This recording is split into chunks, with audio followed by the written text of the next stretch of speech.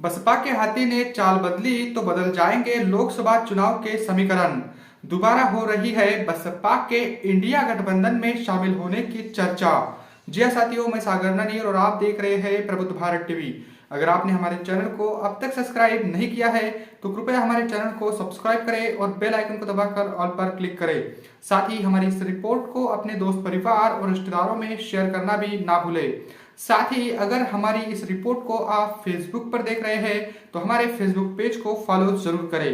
दरअसल आपको बता दूं कि बार बार इनकार के बावजूद बसपा के इंडिया गठबंधन में शामिल होने की चर्चाएं जोर पकड़ रही है।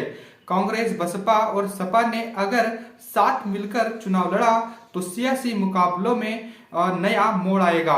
यही नहीं, नए सिरे से टिकट बंटवारा और प्रत्याशियों को इधर उधर भेजकर चुनाव लड़ाने की संभावनाएं भी होगी। आपको बता दो कि लोकसभा चुनाव की चर्चा के केंद्र में एकाएक बसपा खड़ी हो गई है। साथ ही आपको बता दो कि बसपा सुप्रीमो ने पहले ही अकेले चुनाव लड़ने का ऐलान वो कर चुकी है, लेकिन इसके बावजूद बसपा के इंडिया गठबंधन के साथ जाने की चर्चाएं चल रही है। अगर ऐसा हुआ तो सियासी समीकरण पूरी तरीके से बदलते हुए देर नहीं लगेगी। अधिकतर सीटों पर भाजपा के साथ सीधा मुकाबला बसपा का होगा। और इसके साथ ही आपको बता दूं कि मुजफ्फरनगर लोकसभा सीट पर भाजपा ने वर्तमान में केंद्रीय राज्य मंत्री डॉक्टर संजू बलियान और सपा ने पूर्व सांसद हरेंद्र मलिक को प्रत्याशी घोषित कर दिया है। अब इंतजार सिर्फ बसपा के अगले कदम का है। बसपा अगर अकेले चुनाव लड़ती है तो त्रिकोणीय मुकाबला होगा, लेकिन इंडिया गठबंधन के साथ खड़ी होती है तो सीधे मुकाबले के आसार बन जाएंगे। आपको बता दूं कि लोकसभा चुनाव 2019 की बात करें तो पश्चिमी यूपी में रालोद का खाता खाली हो गया था, लेकिन बसपा ने यहां 2 सीटें जीत ली थी। सहारनपुर और बिजनौर सीट पर बसपा के प्रत्याशी जीतकर सांसद बने थे।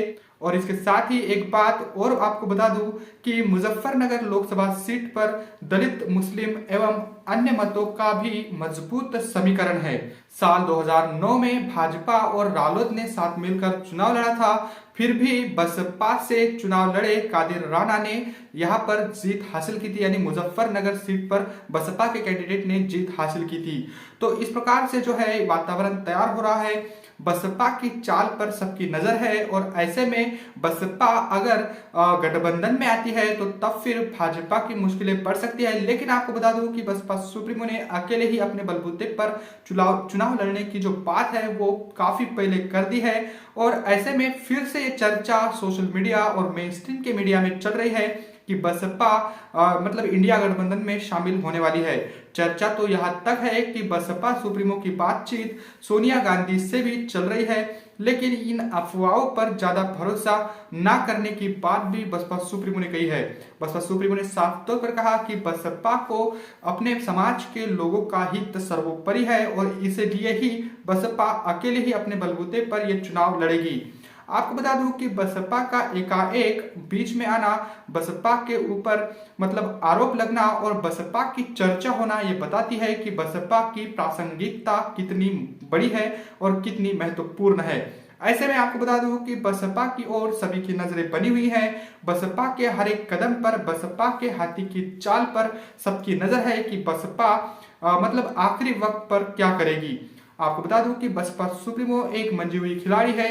4 बार यूपी की मुख्यमंत्री रही है और कई बार राज्यसभा और लोकसभा की मेंबर भी चुनकर आई है।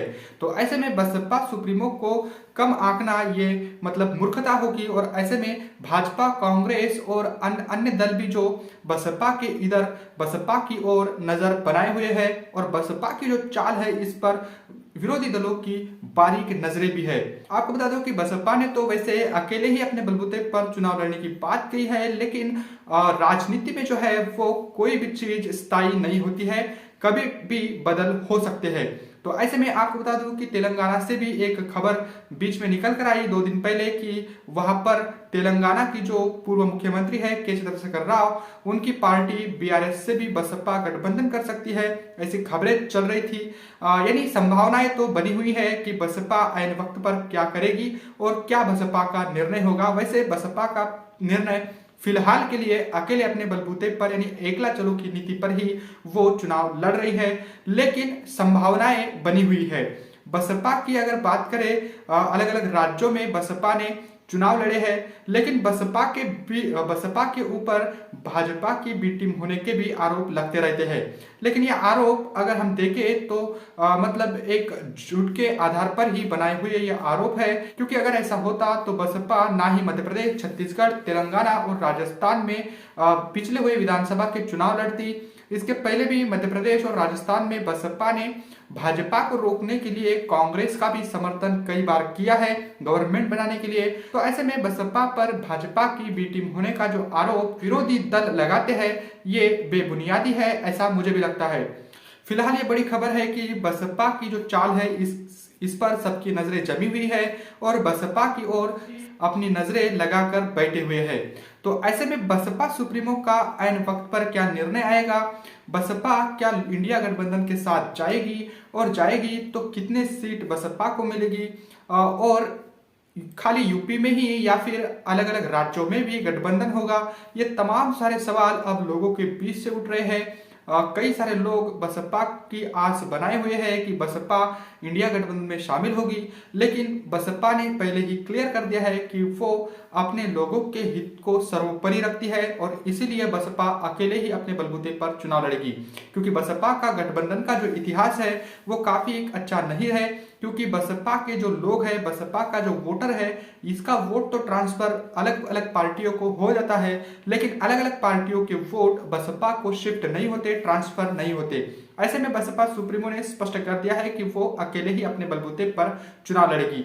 वैसे बसपा सुप्रीमो के इस निर्णय को लेकर आप क्या सोचते हो, और जो चर्चाएं बसपा की चल रही है गठबंधन को लेकर, गठबंधन में बसपा शामिल हो सकती है, ये जो चर्चाएं चल रही है इन चर्चाओं में कितना दम है, इसके संबंध में आपको क्या लगता है, कमेंट करके हमें जरूर बताइएगा।